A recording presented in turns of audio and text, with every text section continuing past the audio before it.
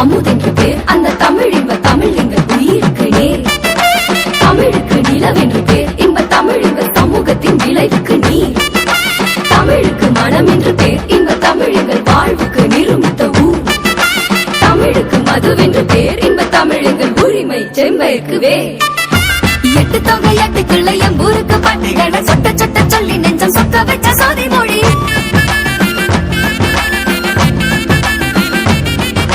பத்து பாட்டு சொல்லும் மண்ணின் சத்து பாட்டு ஐந்தினையை வித்து வித்த நட்டு எங்கள் சத்து ஆன சோழமொழி.